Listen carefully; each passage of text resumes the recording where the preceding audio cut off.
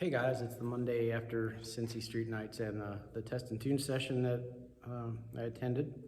Got enough data now to know that the torque converter is a little bit on the tight side for what I'm trying to do. The car ran good, but having trouble getting up on the two-step on the trans brake. So I called PTC this morning. They said they could probably get me turned around in about a week. So we're gonna proceed on to remove this transmission and get the converter on the way, and hopefully get it back maybe by the end of next week. Maybe have 1 week to do some testing before another 650 event. Hopefully things will go a little better.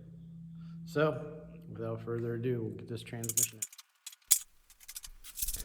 While we watch this ultra fast transmission removal, I'll give you a little information on the car and my goals with it. Have 3 objectives with the setup. One is to be able to run the 650 index class on a no prep surface, run a high 9-second quarter-mile pass, and be able to drive to local cruises and car shows. The current setup's a 12.5-to-1 Dart Block 427.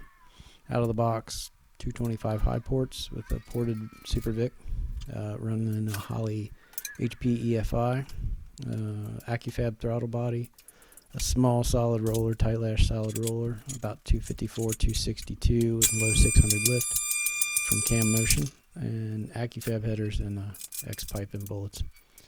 Transmission is an AOD-E with a PA trans brake valve body. Don't know much about the internals. Bought it used, but it seems fine. Converter is currently a PTC.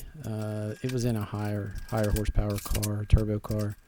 So I put it in there expecting to have to take it out, but this gets a decent baseline for what the converter is and what the car needs. The car weighs around 3150 with me in it. In the rear, we've got an 8.8 with 9-inch ends, spool, 430 gears, 31 spline axles. Front suspension's a UPRK member and A-arms with strange single adjustables, Viking coilovers. In the rear, we've got baseline suspension, uppers and lowers with the relocated upper control arm mounting point on the housing, and I think it's a Team Z anti-roll bar. Currently running M&H tires all the way around, 27 by 10s in the back, which is a nice fit for a Fox body on a 10-inch wheel. Fuel system's just a Teflon Fraggle 8-feed, 6 return, big intake pump. Runs on E85 with 80-pound injectors.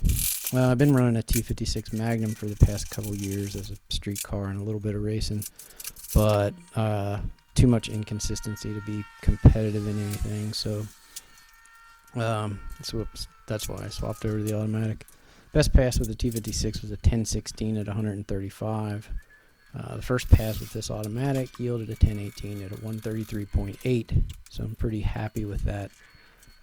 It's really close to what I was running. I think just a little bit of help with this converter, and that should hit my goals easily.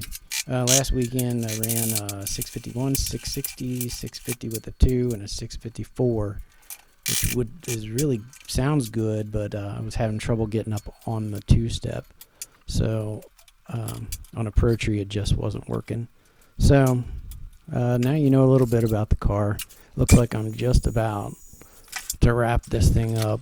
I had to lower it down to get the drive shaft out of it, but total time to get it out was 1 hour and 24 minutes. I was pretty proud of that. I was working hard, a little extra hard though, because I was making this video.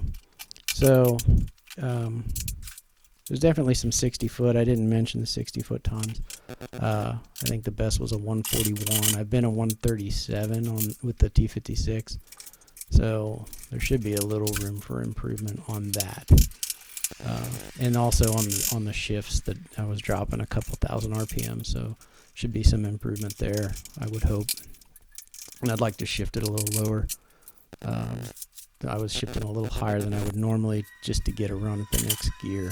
So I am just about done with this. So now you know a little bit about the car and my goals. So hopefully in a couple weeks we'll have some more data. Please like and subscribe so you can keep up with what's going on.